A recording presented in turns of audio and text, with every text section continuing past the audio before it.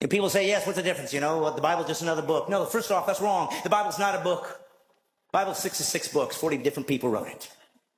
Over 1,500 years. There's never been a book like that in history. Ever.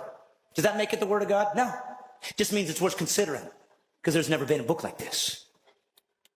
Gives you some reason to consider it over the others. Well, how about history?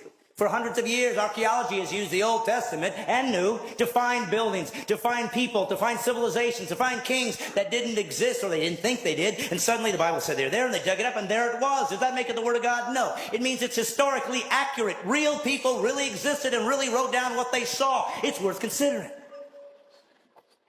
And then they said, we're going to have God show up. And lots of people said that. Lots of religions say it.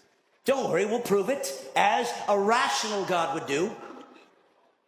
I will do prophecies. I will show that I'm not trapped in linear time, that I can see beyond where you are. I will give prophecies to tell you what the guy, when I show up, when God appears on earth to reveal himself, I'll show you what he's going to look like. Over 300 prophecies.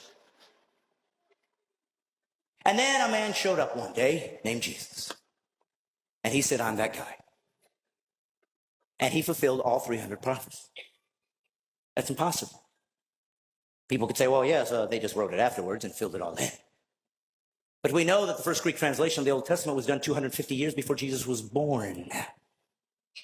So how could they possibly know that he'd be born in Bethlehem? How could they possibly know he was going to be crucified when crucifixion didn't even exist as a capital punishment yet? How could they know that he'd be betrayed for 30 pieces of silver 250 years before there was a Jesus?